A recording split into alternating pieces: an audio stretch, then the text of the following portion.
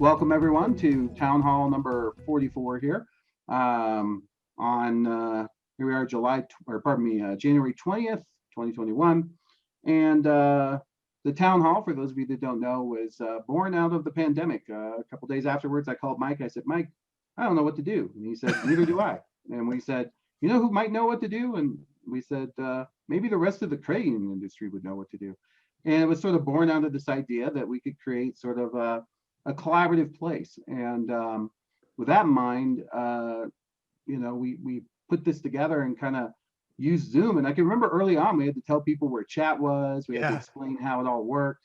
And now, just through repetition, but also just as society would move on into that, we saw a lot of changes in that area, particularly, I would say most grandparents have used Zoom now, which is not something I would have said, would happen in the beginning of January 2020. Mm-hmm.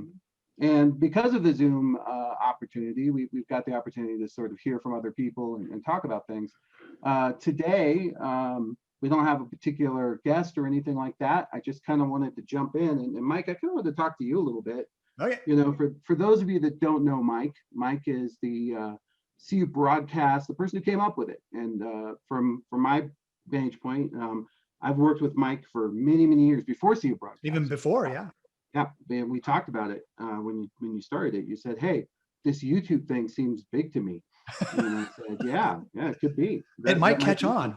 It might catch on." And Mike was always kind of on top of what was going out there, and so today I just kind of wanted to use this opportunity to hear from a lot of folks. And I thought, as a jumping off point, Mike, you've done a lot of you do a lot of interviews. You have a lot coming, down the pipe. Why don't you tell us a little bit about kind of what you're hearing, what the pulse is from your side of the world? Tell us a little what's going on with CU Broadcast. Well, we're continuing doing our traditional one-on-one interviews, we do multiple interviews. We're doing webinars this year. We're doing a lot of live. We're going to do a lot of live streaming. We're going to be covering all the conferences virtually, of course, because normally we would go and set up the studio lounge, as we called it. But the studio lounge is on hiatus for a while until we can travel again. So it's hard to do the studio lounge 6 feet away. A little bit, yeah. I've been 6 feet of space at any of these conferences. Well, I've actually been imagining what it would look like. There would be like probably a big giant piece of plexiglass in between the two people. We'd be wearing masks. We'd be doing elbows or fist bumps. What would be fun is, like, if you could get one of those things. You ever been in those booths where they start it up and all these dollars start flowing around and your job is to like grab as many as you can? You could get one of those and combine it with the interview. Yeah, that would be fun. But GAC's coming up and you're still continuing your interviews. Tell me a little bit about who you've had on lately and kind of what you're hearing out there. And then I had the folks on from Cornerstone Advisors, the Gonzo Banker crew. They did their annual 2020 Gonzo Banker Awards, which I thought they did a great job this year. Just kind of giving folks props for what they did in 2020, and kind of in relation to this show, since we talk about technology a lot. One of their top awards was the Unsung Hero Award for 2020, and that went to IT departments industry wide. And so I thought that was really beneficial for them, because of what the IT departments went through in 2020 was unprecedented, like most things were in 2020. But just getting the digital services going and getting the staff working remotely. I mean, I can't imagine what was going on amongst these many IT departments throughout Credence. I mean, you probably heard firsthand, John, what was going on. So I thought that was that was one of the top awards that I saw, was the most appropriate ones. A lot of their awards are very tongue in cheek and fun and things like that. But that one, in all seriousness, the IT department was one of the biggest unsung heroes, besides like the tellers working front lines and things like that. So that was one of the big ones that I thought. So they mentioned mergers. I know that was a big one. They talked about PNC and BBVA working together. True Stone and Firefly. They had a lot of. Yeah, that was even a recent one. That was a recent merger that's actually just kind of taking place right now. So that was a surprising one. They mentioned Jill Costella, who I think you've had on your show. Yes, they did. They mentioned Jill and her workings with Mark Cuban to create a PPP I guess, site where people can go and make it a more efficient process than what it was at that time. So She that also was did curbside. they had the She took curbside. my That's right. curbside idea. I've been yammering about that since like 2015, and she implemented it, which was pretty cool. Yeah. You know, the idea that they would bring out, you know, those debit cards. There were a lot of people who were scrambling that, like, you know, oh my God, I got to buy things online. I need my debit card expired, or this or that, or whatever they needed. It was surprising the amount of things that we saw. The PPP is a particular interest, given that we're in the second round of that now. Yep. You know, one of the things I wanted to throw out there, and I'm going to see who's on here. I know, so Andrew Bertrand, this is just, you know, more information here. Andrew Bertrand, who has been a friend of this show, on the show quite a bit. You know, he had COVID. He's just recovering from COVID. He had a horrible bout with it, and he's just now back at work. Wow. He said that the biggest issue is that you know, it's hard to enjoy scotch when you can't smell it. So that was his big concern. But you know, I remember he was just on like a couple weeks ago, wasn't he? Yeah, yeah. Well, a couple of weeks ago. That's about it. Took him about 2 weeks to beat the thing. Wow. He said it was, oh my gosh, was well, I'm glad he's on not fun. Yeah. So, you know, there's still that sort of thing out there, and I think people are still, you know, are still working their way through it. But for the next round of PPP, I know, Kevin, you've been really, you know, in the middle of that. Just real quick, Kevin, as you've been going through this, what have you seen? Is you know, he's obviously been working on that for our company. We certainly have been affected by this. A lot of people kind of changed up their projects and different things they were doing. Kevin, want to share with us, as you've gone through the process, kind of what's been out there? Yeah, you know, a couple things that are different. One of the nice things is that you can use your 2019 payroll numbers to calculate what you can get for your loan. And you know, for someone like us who has reduced staff between 2019 and 2020, it's nice that we can go back and use those old figures, and they've already been validated when we filed for it last year. One of the new requirements, though, might be trouble for some who haven't lost a lot. One of the qualifications is you have to have had at least a 25% reduction in gross revenue in one of your quarters of 2020 as compared to 2019. So take the revenue, divide it, or you know, divide it into the 4 quarters. If you don't have a 25% drop in any of those quarters, you're not eligible for the loan, which is a new provision. Because people were already, you know, last time you heard the complaints that people were still making money, but also taking out these PPPs. And this is an attempt to keep that from happening again this year. What about the folks that can go back and go for a second round? Because you got the PPP loan the first time, but then, hey, you need another loan. So what about those folks? Yeah, that's what, you know, what we're working with. And, you know, as long as you meet the 25%, okay, you can go ahead and do that. It has to be, you know, your first has to be filed against the 2020 pool, and the new ones against a new pool for 2021. I found it interesting too that you know, it makes sense on the 2019 thing. When you first said, I was like, well, that's interesting, but you know, our goal is to get back to that where we were. You know, that's been the driving force. You know, we just did our 2020 goals for this year, and you know, our goal is to continue to try to get back to where we left off. And so it makes sense that you want to operate at that level. But I think it's interesting that, you know, they added that provision into the process, and I think that we'll see probably yet another round. I know there's something coming through, but I'm not sure how that plays into the PPP portion of it, but it was nice to see. And, you know, heard nothing but good process. I think this is another, you know, Kevin, if you were if you were back in the driver's seat of any credit union, PPP seems like a win-win, right? I mean, it's, as long as the forgiveness happens, it gets taken care of. You get the interest sort of in full, no matter what, from the government. A lot of credit unions, I'm not sure how many really engaged in it the first time around because commercial lending wasn't in their space, but it seems like a lot more are picking it up. I was talking to Chris Hempel from Suncoast about it and what they had done.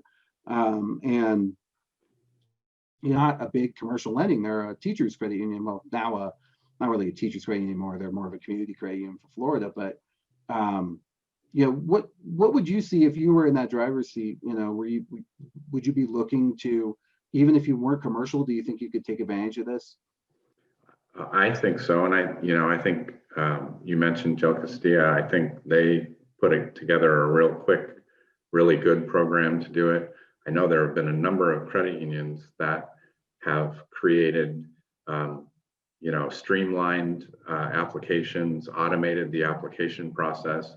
And credit unions are struggling for loan volume. I think, you read about it all the time, and it's completely understandable with all of the other challenges. No one's out there really aggressively looking to borrow as much as pre-pandemic. And, this is an opportunity, like you said, while it's not a huge interest income opportunity, it is an income opportunity, but it's also guaranteed by the government. And so, it's an opportunity to get in and get some loan volume flowing through that might be delayed by some of the pandemic until we get the vaccines, kind of get past that initial flow of vaccines, I think. You're on mute, John. It kind of reminds me of TARP a little.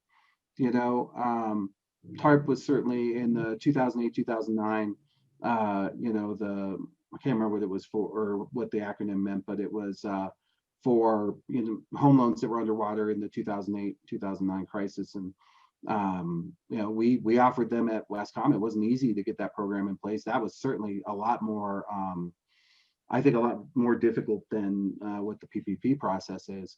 But yeah, I do think it is an opportunity, just as TARP was an opportunity to help members back then. So I wonder if we'll see the same fraud. That's why I was hoping Andrew would be here today. I actually reached out to him because, they were first on top of a lot of that fraud and that came through for not only for the stimulus checks, but for PPP as well.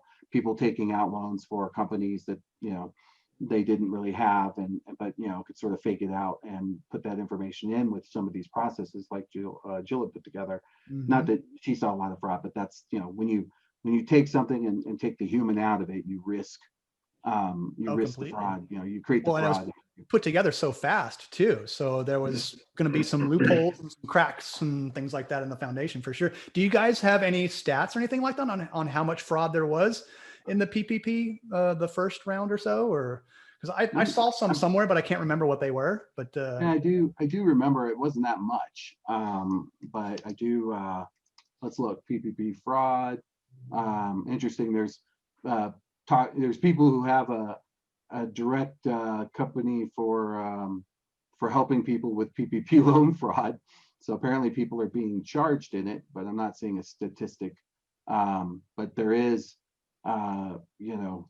there is a lot out there that apparently, just the top stories when I do a quick Google is most of the people being pursued for fraud within that. So.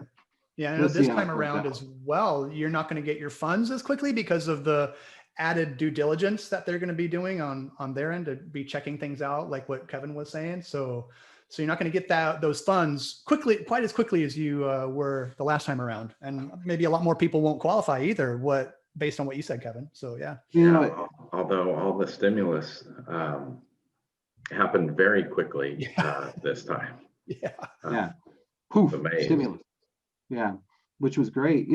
It's interesting you say that, because one of the things I would imagine credit unions might want to look into is, there is no, you mentioned it earlier as though there might be some pre-qualifier for getting a second round, and there isn't. It's actually, I think it's more likely if you needed it the first time, you probably need it the second time. And that's probably a good marketing opportunity for credit unions that did give out PPP loans, is to follow up with those groups, see where they're at. And I do think that having gone through it the first time will make it a lot faster. And that's the case for us with the organization we use, because we've been through once before. It has not been, the friction hasn't been, as bad, and I don't anticipate it to be. Would you agree with that statement, Kevin? Yeah, I think so. I think, the grant program, especially, very quick, very easy. That's where a lot of the fraud took place, though, in the stimulus payments, particularly in California. Mike and I get the pleasure of living in the fraud capital of the PPP world. and grant programs, but definitely, things that you have to be careful of taking those checks in, and not let them flow through like a regular $600 check that someone would write. Understand that there's risk out there. Try and pull those out. Take a look. Make sure that the people are alive. Things like that, to make sure that those checks are being cashed by people that are actually breathing. Things like that. So. Yeah, I heard a lot of that. Yeah, I've listened to a radio show here every morning, and there were a lot of, during that time, there were a lot of people, they would get a PPP check or a stimulus check, and like, well, unfortunately, my dad has been dead for 5 years, but he got a check. What do I do with it? Type of thing. So you take it down to, where he's been interned, and you put it on the stone. That's what I do with my dad's. That and a quarter. I always put a quarter on my dad's stone. So so I'm going to shift gears here. This is something I wanted to talk about in this one too. So I have a question. So I have my father-in-law, who is Cherokee Indian, and also he's not fluent in Cherokee, but he's got, he's been around a while, and so he was put into the get vaccinated early because the Cherokee tribe is losing their fluent speakers because they're all elderly, and they've lost a whole lot of them. So they're at risk of losing the language altogether, because there's only 300, 400 people or so have been exposed to the language and been around. And that's not the point of this. The point of this is that he got the first round of vaccination and is due to get the second here, in a week or so. And my brother did as well, because he's dealing with Crohn's. He's pretty sick. What was interesting is they got a card, and the card is from the CDC. I had not seen this. So he shipped me, it was from, it's not from Oklahoma, which is where he lives, or Colorado, where my brother lives, but it says, it's the CDC vaccination card. So, I'm anticipating that card is going to be key to, like, for example, my question to folks on the phone is, okay, if we reopen branches and, and we know all of our teams have been vaccinated, at some point, is that card become sort of an entry to gain entry into places that are populated? We already know the airlines are looking at that. Do we think that's a thing? And if it is, how are we going to deal with like counterfeit cards? Like, the card he got did not look too special to me. Like maybe I could print one. But, I find it fascinating that we may have, and this is something apparently that's not unprecedented after they finally got vaccines for the 1918 pandemic, that you had to have these cards. But I just, I'll see if I can bring one up, what it looks like here.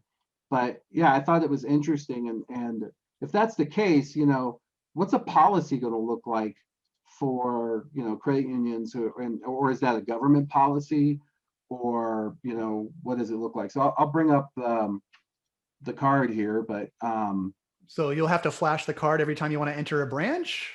I don't know. That's what I'm asking. Is that a thing? Maybe. Well, because I remember I was talking with, I think, John Ainsworth from CU Ledger about how MemberPass could be used for something like that, as far as, getting on travel, health, things like that. That this could be a segue to doing something with it digitally with it, as far as entering places where a lot of people congregate. So, sporting events, concerts, again, travel, that type of stuff. So that could be another usage for the digital ID, is to have, okay, have you been vaccinated? What type of ID are you going to have when you get vaccinated? So, and that looks like something that I could print off on my HP really quickly. Right. And so that's my question is, has anybody gotten vaccinated that's on the call? Gotten their first round? And if so, did you get a card like this, and what did they tell you about it? So if you have that, go ahead and just pop in the chat, and or unmute yourself and tell us. But I'm very interested in that, because I think that there's a couple posts in the chat already. So because, for example, China has been doing, Elizabeth is pointing out that there should be something on your phone. China actually has, they started doing theirs on the phone for what they have, whether you've been vaccinated or had it already, antibody tests. Have like colors, like a color code or something like that on your phones? You would shine that? Yeah, I think so, yeah. And then they also monitor where, it's China, so they monitor where you go. But yeah, I'm just fascinated by like enforcing that, what it might look like. I can see, issues with that coming up. It's kind of the next, it's the next challenge I think we're going to see, is okay. The vaccine credential initiative. There's a couple things out there, but my father-in-law, I hadn't thought about that, and I hadn't known anyone other than my brother. My brother's took a lot longer. Like my father-in-law got his almost immediately, but I think it was because it was through the Cherokee Nation, and that's considered sort of a sovereign nation, so they had their own to give out, and they had a little more connectivity than my brother, who went through Colorado to do that. So, but I don't know if anybody's been vaccinated, and if they have, if they've gotten this card, and when does that start, was something that was interesting to me. And do you have a choice? And this might be going down a different rabbit hole here, but do you have a choice of what vaccine you want based on, what manufacturer, or do you get what you get and you don't throw a fit type of thing? Or well, for my father-in-law, I asked him that. I said, did you get a choice? He said, nope, I got Pfizer. I said, okay. I said, so maybe you can get Moderna for the second one and be the first person to see how they both work together. They mix? Yeah, they mix. Is that a mixed cocktail? Yeah, but and so he has to get a secondary one that's Pfizer. Hasn't Kevin, you might know this. Hasn't Moderna been paused here in California? I think they had some pretty significant allergic reactions to it, so they paused it to try and figure out what was happening there, what was causing it. That's what I thought too. So it was like, Man, it caused their stock to bomb. But yeah, I thought that was interesting, in the sense that if we're going to be sort of having to use this, then what does that mean for your staff, right? So if we're going to say the branch, if you have to have people come in that have cards, then ergo, it seems like everybody in there would also have to be vaccinated. Otherwise, why bother? Right. Right. And so does that mean work from home? It leads to this whole rabbit hole of things that my brain has been trying to process, as to work initiative, service, the whole 9 yards. And how long does it take to get to where you can enforce that? Because part of the problem is you have a chicken and egg problem of, if enough people don't have it, then you're sort of dealing with that anyways. We're open to begin with. And does that also mean you don't have to wear a mask, right? At what point, there's all this kind of up in the air of how we get from point A to point B that I think could impact business. There's a lot of twists and turns between A and B. Yeah, between, what we may term as normal and where we are now. And yeah, I'm just fascinated by what that means. Well, and would this be something that the NCUA would create some sort of standard of operations around this, or would this be in a credit union individually, or how? There's no precedent for it. 1918 is long before QNO was formed, and that was formed in 32. I mean, we had some kind of credit unions, but they weren't necessarily, government. There were more loose affiliations of farmers and whatnot. I don't know. I have no idea. Does it even matter that it's the NCOA, or is it just some sort of nationwide, Because it comes from the federal government, so I don't know. So I mean, that to me is another, just something I was putting some thought into as it relates to the pandemic and moving forward, particularly as we pass 400K. It was interesting because I was watching a show last night. I can't remember. It's one of these disaster shows. I think it's 9/11, 911, and they portrayed someone being, someone losing a family member to COVID. And as this grows and grows, it seems like we all have a little more connection to that. And so, what does that mean in terms of if it's becoming that much more, I don't know, the norm to sort of live with this rate of infection, particularly as they discover these new strains, because it's a race, right? The race is vaccinate everybody before it mutates beyond what the vaccination will help, because it doesn't stop mutating. Its whole point is to survive, and so right. You got to vaccinate. It was Reno 911. That's it, Jeff. I thought that was something that. And then here's another question, dear Mike Lawson. Do you, once I check you to find out you've been vaccinated, do I store that somewhere? Do I tick it off in my records on my credit union core? So you're talking privacy concerns? I don't know. I mean, because on one hand, we all have like MemberPass is a good example. If it's no different than a license, right? I mean, I look at your license and I say, yeah, Mike at this point in this time was a valid licensed driver, and I don't, we actually do store the licenses. We shouldn't, but we store that and we move on. I mean, should we not also store that at this point in time, Mike was, as far as we know, Mike was vaccinated against COVID-19 and had completed his vaccination. We can throw that in here. It may become useful in the future for other data. I don't know.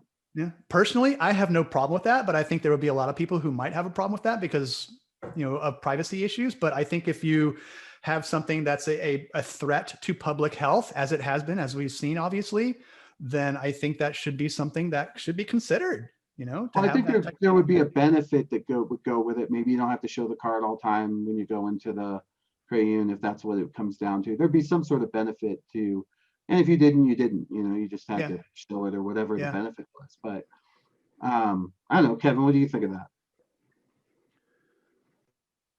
Well, I'm probably one of the few who actually is old enough to remember when I was a kid, we had vaccination cards. Really? Yeah.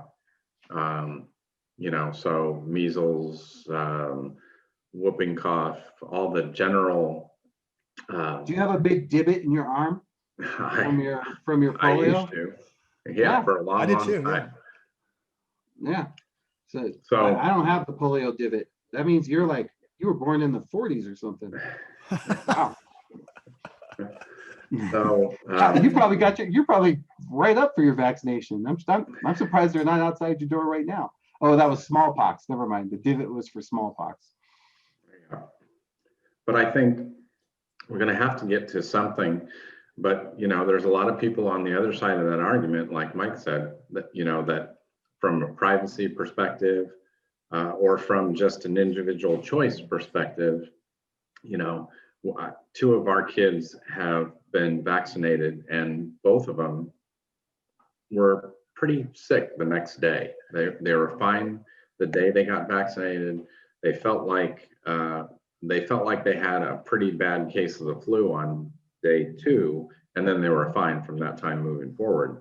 But you've got people that are averse to needles. They don't, not that people say, ooh, I gotta go get a shot.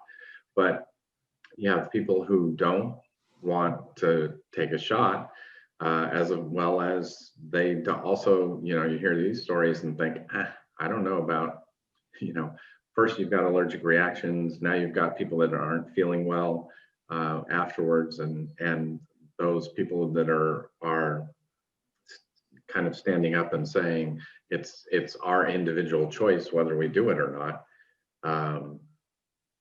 We've got to battle through that somehow and figure out how that's going to work. Yeah, and that's pretty interesting. I didn't realize both your kids have been, or a couple of your kids have been vaccinated. Yeah, they were on a movie set. So was it Moderna or Pfizer? Moderna. Ah, well, there you go. See, they were part of the reaction. I don't know. I think that it could be a choice. It might not be, but it's one of those things that I feel like these are discussions that we should start having because it's going to come up, and we just gotta, you want to plan for the best. And I'm not saying you want to catastrophize, but you kind of want to think about the different paths this could go and what you might do to deal with it. And that is one that's been looming. And it's, as you pointed out, given the state of our society today, it probably, from the time when you sort of had to present your vaccination card to now, it's probably a very different time in that regard. Oh, and huge difference. I mean, I know to play football, I had to provide my vaccination card. To play baseball, same thing. I think even still today, if I remember doing it for the kids. There's just, you had to do it. Wrestling in particular. But well, and when you send your kids to school, you fill out a vaccination and you say, okay, what have they been vaccinated with? You check off the list or whatever, and that type of stuff. So yeah, so there's still some of that around. Yeah. Yeah. So I don't see that as a major issue, but given the, just given how, how this virus transmits and all the things we've seen, I do think that there is a chance that you're going to be wandering around with a card or some digital representation of this that you're going to have to show to get into places. And then you're going to get into the, they didn't let me in because I wasn't vaccinated. I don't want to get vaccinated. I'm afraid it's going to rearrange my DNA. The road ahead is fraught with, as you mentioned, curves, twists, and I fear potholes and dead ends. I'm surprised that it hasn't come up yet, even in our industry. I mean, with, like you mentioned at the top of the show, John, the GAC is going to be virtual this year, and is this going to be discussed at the GAC? Is there a breakout session for it? Because it actually seems right for the time to talk about something like this. I will. They've asked me to lead a group, the CEO group, and lead some discussions. This is on my list. I think that would be a good question to ask. What plans do we all have the the pandemic disaster plan now, everything's updated and all that type of stuff, along with your disaster recovery plan, all that type of stuff. But okay, what's your vaccination plan now? Do you have one of those on the shelf? Yeah. And what does, and not only for members, but for staff. Right. So, right. That's one we've certainly been thinking about quite a lot. So I'm going to shift gears into my next topic that was kind of top of mind. So, anybody noticed cryptocurrency lately? It's been kind of going crazy. And what's interesting about it is that, I've been really surprised at the resiliency of it recently. But what's more important is watching it go more mainstream. And it has a pandemic kind of connection, but we topped 40 earlier. I kind of expected it to pop back down to here. But there's also been other really big movers, ETH. Part of it is not speculation. It's interesting. It's because there's been more and more apps coming online that are using these products, and some of them are pandemic related. That's driving up, people realizing that there's, driving up the volume. And when you see the, for those of you that are involved in this, the volume is also part of what creates this hockey stick that you're seeing here. So, if you bought at the beginning of the pandemic, you're looking at here. Now, there's a divest coming as the market stabilizes around the idea of a vaccination, but it wouldn't take much for that to go on. The other thing is, believe it or not, there's a finite amount of Bitcoin, and we're about to get to the last amount of it. So basically, it's like if we were mining a cave and there's only so much gold in it. Well, when it runs out, it runs out. There are no other caves. And when Does it we make run it out that of much it, more valuable? yeah, I think that's part of it. We'll see that Scarcity. we'll see that the mining solution and how things work will switch from that to stakes and other things. But what's been more interesting is watching mainstream providers start to take this. And where I'm going with this is, I was talking to a friend of mine who is sort of a gig worker, does tech stuff. He does like mostly like stuff for Hollywood. They do like After Effects and things like that for movies and things like that. And a lot of what they're doing lately, they get paid in Bitcoin. And they actually prefer that. And so, but if they wanted to get a loan for something, it would be difficult to show that income. But it's getting easier because now PayPal will accept it. We're seeing it in Cash App. We're seeing it, kind of start to become this alternative. It's almost like a proxy. It's a proxy currency to use to get across borders, for one thing. It's a proxy currency for some to avoid taxes, which is not good, but they've kind of gotten around that because you have to convert it to dollars at some point, and we don't have enough retailers to take it. But I'm interested in, as we see the gig economy continue to grow, and it's not slowing down, traditional jobs, traditional businesses, folks like you, Mike, who said, yeah, I'm going to make this. We know, you haven't paid taxes since what, like 1994? 1834. 34, right. Yeah. And, so with that kind of in mind, it changes how you do lending. So my other fear is on the other side of this, as we start to come out of this, how are we going to make loans to people who have a very different profile than our solutions are used to? And those are going to come out of necessity of the job market and what's been happening. And so I'll throw that out there for discussion. I'll throw it at Kevin. Kevin, we dealt with some of this initially, in our previous lives, but I think it's going to be 10x more. What are your thoughts there?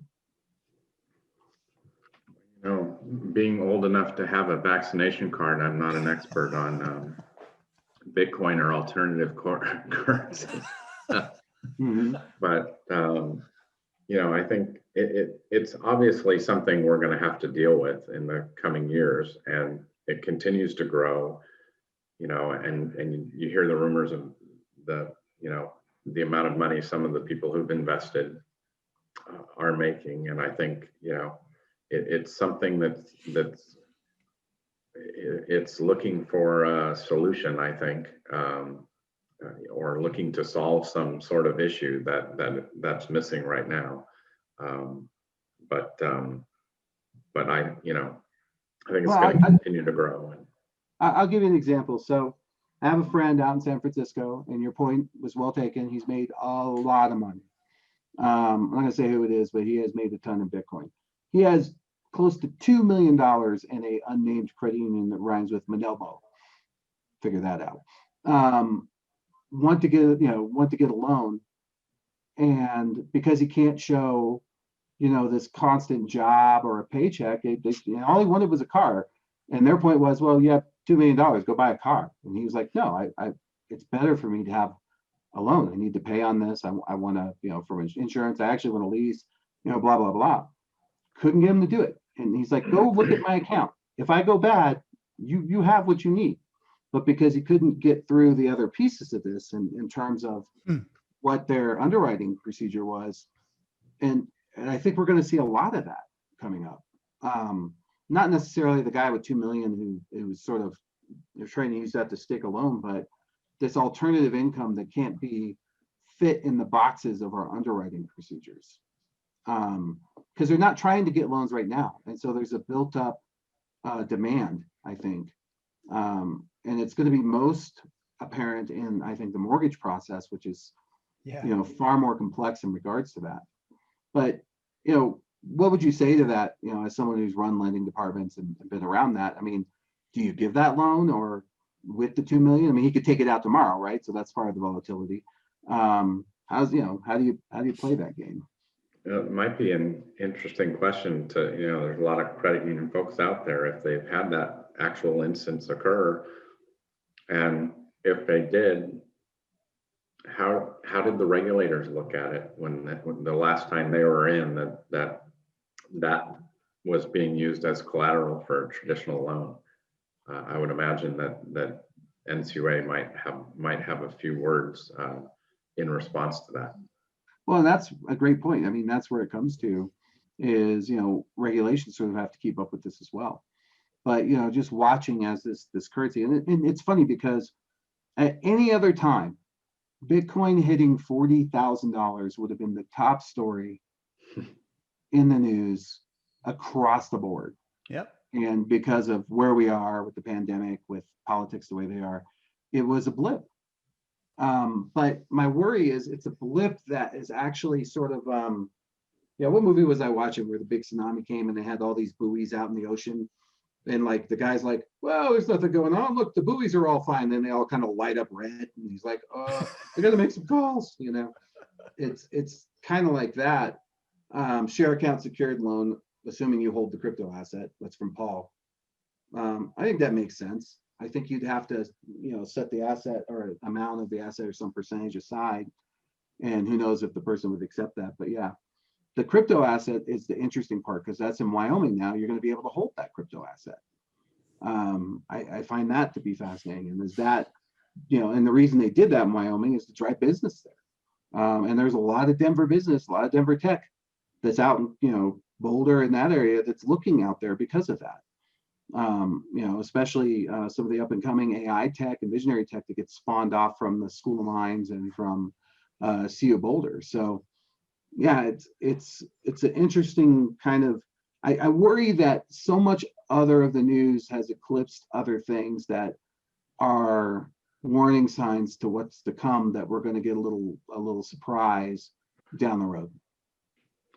Yeah, and I mean, I think all the markets are going to have some adjustments. It's been so positive for so long that we're past the cycle normally.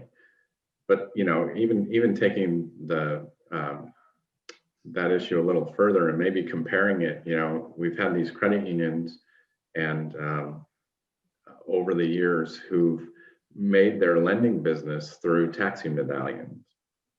Mm-hmm. So how does the valuation of that taxi medallion, can we use some of that logic to help good point. justify the value of an alternative currency? Because that medallion is technically currency. Yeah, that's a great point. Too bad Tom isn't on today. He could make it, but yeah, certainly would speak to that. Yeah. No, I just think it's an interesting concept that I look out there and I just see a lot of like pent up things that I think are going to sort of suddenly just drive out. And I worry that if we're not prepared with the infrastructure, with the policy, with the forethought, that it's just going to be a big surprise for us. Even in the technology space, beyond the financial space, we talked about augmented reality. There's a pent up demand for that, but people aren't out and about. So augmenting the reality of your house isn't high on the list, right? But augmenting your reality as you're out and about is going to be a big one. Travel, the vaccinations, what do finances look like? How does the job workforce adjust to work from home? What's the ratio? How does that come back around? What does that look like? How's the gig economy continue to expand? And all the other unknowns that go with this. They create a volatile infusion, volatile piece. So, here we go. We got, in a former life, we pledged an asset to another institution. We had docs to say we could not draw down before 120% of the loan. Issue was that the other institution wouldn't guarantee, they would enforce it. So not sure how NCUA would view it. If it wasn't locked down, I think they would view it as an insecure loan, as an unsecure, because you don't have the asset held down. I mean, but you could say the same thing about a car. I mean, it's not really a secure asset because you don't know how I'm keeping it up and whether or not it's going to be worth something. I'm keeping insurance on it, and that's about it. So I don't know. Technically, it was locked down, but it's like if you ever write a check and they're supposed to check the signature, 20 years ago, I added my wife to my account. She willy-nilly wrote checks. I hardly ever do.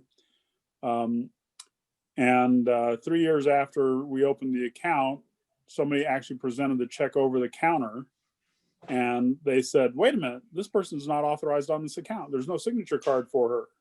And it's like, you've been honoring him for 3 years. You're not checking the signature cards. And the loan manager and the account manager said, yeah, I actually remember processing these cards. I just don't know what happened to them. So, you know, it's the same thing. The other institution wouldn't say, well, we guarantee we're going to freeze it. If you go through the normal process, yeah, we're going to hold it. The other thing is you pay down the loan, we had to go in there and modify the agreement to say, you know, it was originally 10 million. Now it's down to 9 million plus the 20% kicker. Right. But the other thing is with cryptocurrency, the value fluctuates. Maybe you don't need to do 20%. Maybe you need to 40. Maybe you need to 60. Or maybe you have to demand that they convert it, you know, or some portion of it on a regular basis. You're right on. I mean, and your example of the signature card is a great example, because it's back to sort of trying to use a antiquated way, you know, that we used to have against, at the time, what was state of the art, which was checks. You know, I can remember when credit unions, you know, weren't allowed to have checks. Well, we had to call them share drafts, right? Otherwise, yeah, Bucky used to yell at me to, you know, even into the early 2000s, that stop calling them checks, they're share drafts. And that's because, you know, it was sort of a new tech. So I think you're right. I think when we try to use sort of an antiquated way of verifying things, or even any sort of checks and balances against something that's so new, it's a square, you know, trying to fit it into a circular hole, or vice versa, and it's a non-fit. And so coming up with new things, and that's going to be sort of the game changer. I'm sure somebody will put together something where, oh yeah, you can, here's our new, you know, we're BitLoan, and you can come in and work with us as a credit union, and we'll guarantee those assets, and we'll take on the arbitration of the flux. There'll be value in that for somebody, but even thinking it through long term, I just worry that it'll be another one of those where we're behind the curve, and as we try to catch up, others will take advantage of that and bleed off more membership that is looking for those types of services. And that's where I'm hoping that we can think about these things in these types of forums, and hopefully even at the GAC, and even in a virtual forum, and talk about them. So like a bank like SoFi, something like that would be kind of open to doing something like that. Yeah, because they're not having to deal with the, you know, they don't get quite the regulatory pressure that we do. Right. And that's always been the game. It's not a fair market in that regard. But yeah, it's interesting, you know, non-fixed assets like that and what it looks like. But I just think we're gonna have a glut of them. And I would challenge people on this call, if you're interested, email me or text me, or probably hit me on the chat or whatever. You can find me in Twitter. But one of the things I do with my innovation club is we actually monitor outbound to Coinbase, to Bittrex, to the major exchanges for crypto. And I promise you, with the way crypto's been going, go look back. You know, if I share my screen again here, and we go out to this curve here, right around this curve, right around here. If you go back and look around this time, I bet you see a lot of money leaving the credit union and going towards Coinbase. And, you know, one thing that might be interesting to you is, you know, it's not hard to look through your transactions and find either ACHs or even debits to Coinbase, to Bittrex, those kinds of guys. I can help you with that. But what is the demographic of the people that are, because this is just one more place to bleed deposits out of the credit union. And what does that look like? Because those that saw this coming, even on this rise, there would have been people who would have been pulling money out of traditional accounts, which is what you are, and jamming it in here. So, and will it come back? So will they take the dividends and come back the other way? Is that going to affect what you're doing? You know, so if you said, hey, Joe Sarber took out $20,000. All right, well, theoretically, he now has, 35,000 for, let's say I'm assuming one Bitcoin at 20 grand, or no, actually we'll say bought here at 10,000. So he has 3x coming back to him. Will that come back to the credit union? If it does, what does that look like if you got 200, 300 people that did that? So it's just interesting. It's interesting to me because there's so much data out there to be learned from. So Mike, you can help people do that, right? Oh, in a split second. Yeah, I knew it. But yeah, if you're, we'll report on it for sure, but helping people is another matter. But I mean, that's an interesting statistic, and it's the one that I know a lot of credit don't know, because we started watching Where Our Money Goes, but this is one that's kind of like, oh, wow. And it's funny because even for smaller credit unions that we've talked to, when we ask them to do this, they're like, what we might have, X, they're guessing they have 10 people that would know what this is.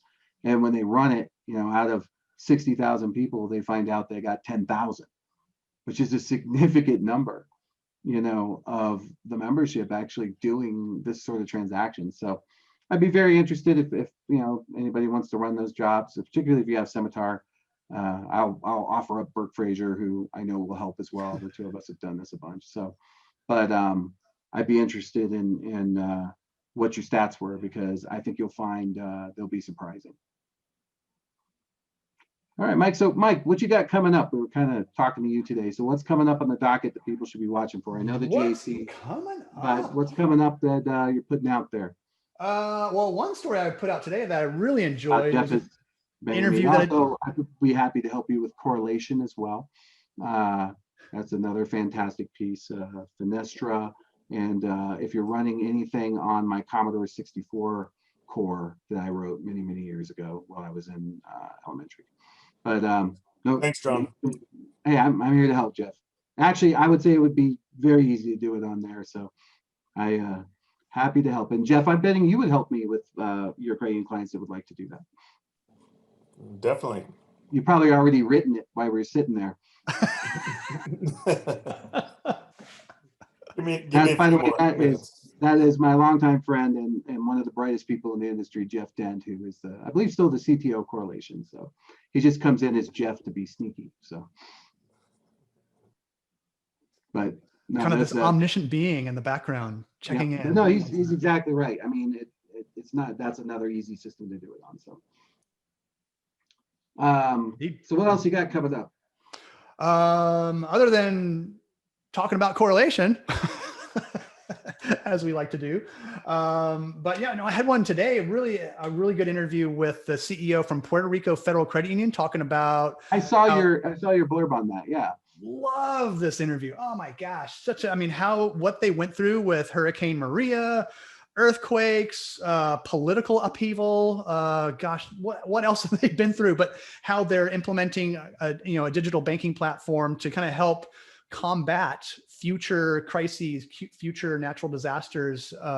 So I really enjoyed that interview. And his name is Jomar Martinez, and just a really cool dude, and just how they've weathered the storm. Pardon the pun, but how technology.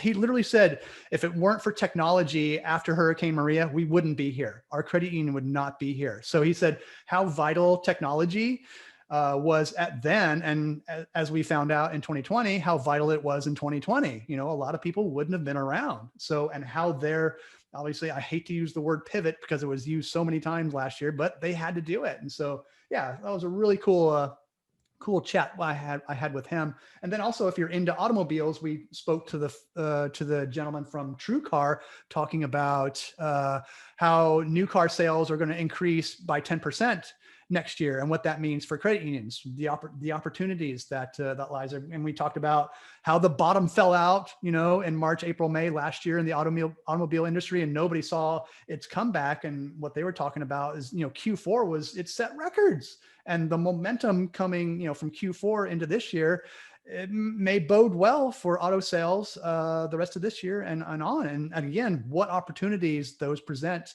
to credit unions. So really enjoyed those chats as well. That's just TrueCar is examples. they're the app guys that have learn what really is about the car. Is that them? Yep. Or is that Yeah. okay. And you can buy and sell cars there as well. And yeah, just a Yeah. good group of guys. I've interviewed them a couple of times, and they send me press releases, and I went, oh wow, so new car sales are going to increase by 10%. You guys are forecasting. So why? What does that mean for credit unions? So yeah, so we had them on, and they always do a good job. It's interesting. I was talking to a correlation credit union, actually, and they were moving. They're moving into a new market through a SEG community acquisition, and they were talking about, and it's becoming more and more this mantra, and it's something we need to discuss further because I think it's valuable. Again, back to this group, is this idea of sort of a digital approach to entering a community, as opposed to what has been more traditional approach of, putting in a branch, billboards, those sorts of things. This is like digital billboards, getting involved in, the social media in the community, the Facebook neighborhood. There's this site that everybody uses. What's it called? Is it Neighborhood, or I forget the name of it, but a lot of folks, it's basically Facebook for neighborhoods. Okay. And I hear it a lot as I. The next door you're talking about? Next door? Next door, that's it. Yeah. You got it. Next Yeah, door. So we do. My wife does that. Yeah. yeah, getting involved with that. That's another big place to get involved in those types of areas. And going into a market digitally, which I thought was kind of a fascinating thing. And what that looks like, and will it be successful? Is it as successful as going in with a full branching, with a full complement of the services that we normally provide? So that's something I'm actually going to ask him if he will come join us, and maybe Jeff will come back, since it's a correlation credit union, and talk to us about how they're supporting that effort. I bet he would, wouldn't you, Jeff? Be happy to. Hopefully he's nodding his head. Yes. Hey, Jeff, Yes. Jeff, real quick. Yeah. I know Correlation's always stored the licenses. It was one of the cool features I saw when I very first came to see you years ago, before you were even out of the box. What about these vaccine cards? Is that something you guys are already thinking about? That was an interesting conversation. And I was thinking about that. I like the idea of the member pass as well, as being a host for something like that. And that kind of lends itself to that kind of platform. But at the same time, for us, we would be able to host that kind of information and then present it out to different channels through our relatively API. easy, yeah. That I was very interested in that conversation. I didn't even think about having to present that, because you're going to have to present that at airports. You're going to have to present that wherever you go, and having a single place where you could host it and a platform where you could deliver it is going to be something we might need to look at in the future. And everybody has one of these, so you can have it on there. Exactly. And that's what I was thinking about that whole time. I don't like the paper cards because I have kids. I'm gonna draw all over it. What's that crayon? And they're 5 and 9, so you could imagine what that looks like in some of my documentation around the house. But definitely the cell phones, if you could deliver it to the cell phone, whether it be through a third party in my viewpoint, a third party like MemberPass, or through a host like Correlation Keystone, that makes all the sense in the world. Yeah, or even better, a wearable. Your watch. Well, I wasn't going to go that far. I was thinking about a chip in your hand, but that's too much. Be careful, Jeff. Be careful. I know, right? It's funny because I can see that happening. QR codes just recently being sort of making a huge cutback. There's a great article out of China and Japan that QR codes were kind of considered this low tech, and they weren't going to work, and they really have proven that that's not the case. And so, Jeff, that's a great point. I hadn't thought about this idea of, hey, if I could store, if my home banking app would pop up my card for me, and that they would accept it because it's behind the bank, and as part of that would be pretty huge. So it's a great idea. And it's already a trusted source too, because they have all their financial information on there, their personal information, their credit card information. They're going to trust it. And just having a digital card that says I got vaccinated is just, it would make sense to me personally. Mhm. Yeah, I really like it. I think that's and in my head I was sort of visualizing, because I always remember the Firefox demo way back in the day that you showed me before you were even out. And the license was one of the first features you showed me. Was here's how you can identify a member. It's going to be really fast. And I thought that's brilliant. And Well, you guys, Correlation's doing it already with I can't remember the crate I talked to, Jeff. Do you remember that? Use that actual feature from Correlation for people entering the branch, because everyone's wearing masks now. So how are you going to identify them? So, oh gosh, I'll have to pull that. Is it Community First? It was, you did an interview. I know you did. Yeah. I can't remember the crate. But yeah, they just did that through the API. We're housing the information. They just access through the API. Yeah. So if you want me to add to that, I already have a little program. I wrote a computer vision program that'll add a mask to any face. So if you'd like me to, I will be happy to share my mask code with you. But can you customize the mask? Yeah, well, yeah, you could. What you could do is you could press A and they'll wear a mask, and then you could press A again and it'll come off. Then you can look at the person and press it a couple times and look back and forth until you're happy that that's who they are. And you could also pick different kinds of masks. You're right. You could decorate them. You could put some bling on them. Yeah, I'll work with you on it. It's been a passion of mine, adding masks to pictures. That's the next big thing, mask theming. So yep, it's coming. It's coming. There's CES 2021 had a whole bunch of variants of masks that were monitoring the air and other things that were a big hit there. It was a very interesting computer electronics show this year because of all the COVID stuff. So yep. I found the interview. Guys, Community First. We're past time. Appreciate everyone, and 2021 continues to roll. Jeff, let's catch up sometime. And Mikey, as always, thank you for being my host. My pleasure. I'm hoping that the guest we had planned for this week will be back for next week. I'll let everybody know as soon as we get that together.